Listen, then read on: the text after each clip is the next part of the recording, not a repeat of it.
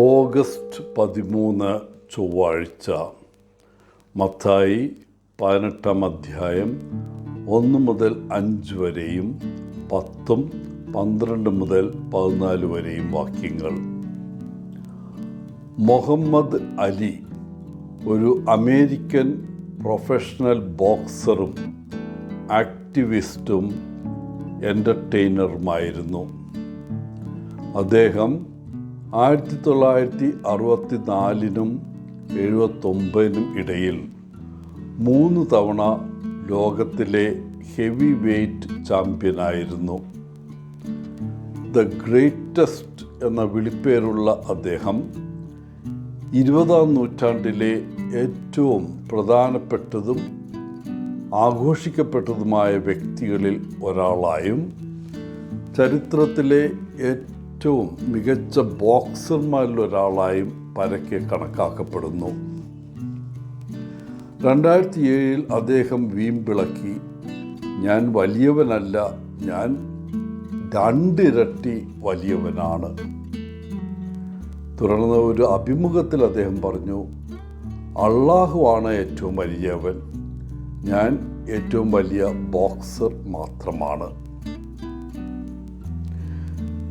ഇന്നത്തെ സുവിശേഷത്തിൽ ശിഷ്യന്മാർ യേശുവിനെ സമീപിച്ച് സ്വർഗരാജ്യത്തിൽ ഏറ്റവും വലിയവൻ ആരാണ് എന്ന് ചോദിക്കുന്നതായി കാണാം.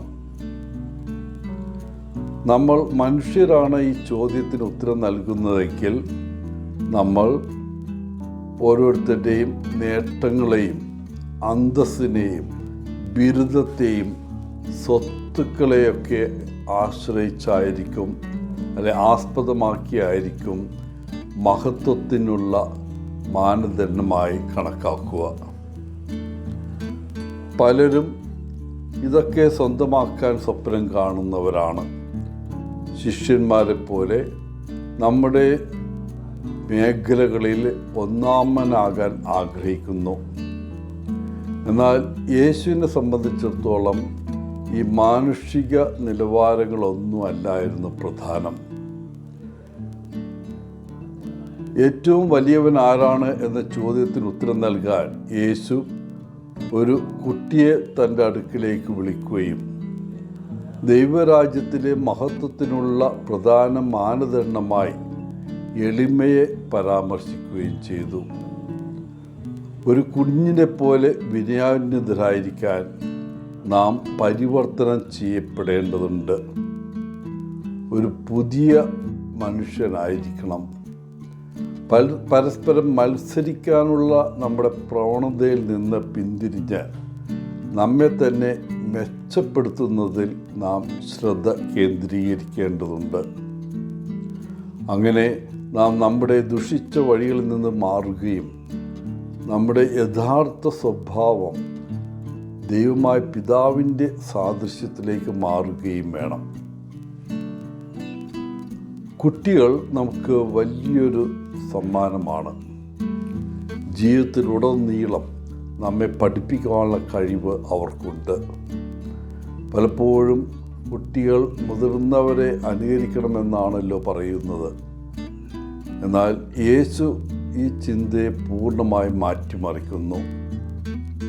കുട്ടികൾക്കുള്ള സ്വാഭാവികമായി അവർക്കുള്ള നിഷ്കളങ്കതയും സന്തോഷവും തുറന്നു പറച്ചിലും നിരുപാധികമായ സ്നേഹവും ലഭിക്കാൻ മുതിർന്നവരായ നാം പരിശ്രമിക്കേണ്ടിയിരിക്കുന്നു.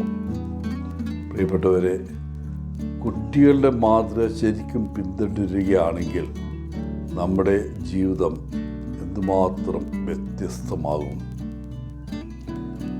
എല്ലാവർക്കും നല്ലൊരു ദിനം ആശംസിച്ചുകൊണ്ട് ഒത്തിരി സ്നേഹത്തോടെ പോളച്ചൻ CSSR ഫ്രം കേരള.